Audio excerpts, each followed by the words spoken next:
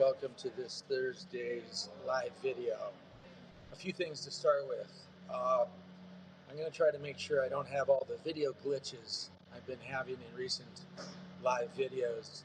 That's probably going to require me to come down from the mountains surrounding Missoula, Montana, to the valley where I am now on the University of Montana campus whenever I can.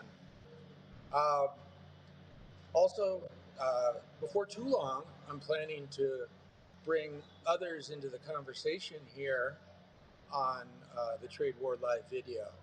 So you won't just be listening to me every time, although that will happen as well, but you'll be listening to me in conversation with interesting experts on China and China's economy, as well as the trade war. Finally, I want to tell all of you that I welcome your suggestions, probably best delivered via email message, on everything from timing. My plan now is to do this every Thursday, 12 noon Pacific, 3 p.m. Eastern, but I'm also open to adjusting that potentially going forward. And then also on topic, let me know what you'd like to hear more of. Uh, so on to the news. I've really got one big thing to tell you today, and that's that we're going to see higher prices, trade deal or no trade deal between the U.S. and China. Uh, so where are we now? As most of you know, the China's reduced tariffs to 10% on U.S. goods. The U.S. has reduced tariffs dramatically to 30% on Chinese goods. That still, however, is way above where we were before, of course. Uh, the average U.S. tariff rate, not just on China, but the average U.S. tariff rate around the world, according to Yale University's Budget Lab, has gone from 2.5% before the inauguration on January 20th of Trump to 18% today. So that's gone up 6 times. 6 times. Think about that for a minute.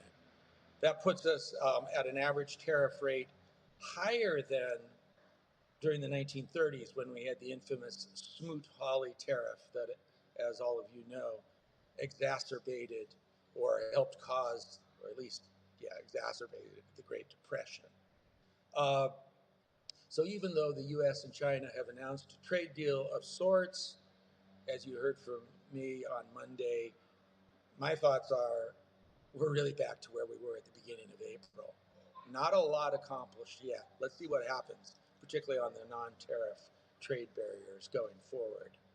Uh, so, uh, as I just said, prices are still going up on Americans, and we've got some real experts, some people who know what's happening to confirm that for us.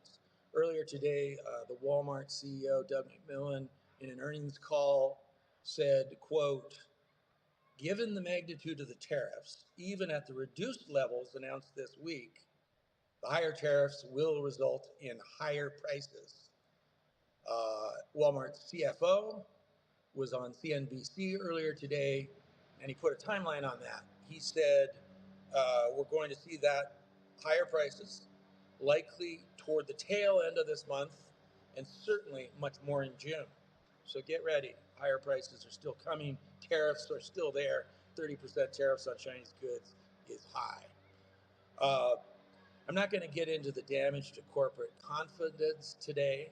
Suffice to say, the fact that since the inauguration, we have seen, and this was counted up by the Washington Post, we have seen 50 announcements and adjustments to tariff and trade policy. 50. Suffice to say, that devastates business confidence, makes making capex or hiring decisions extremely difficult.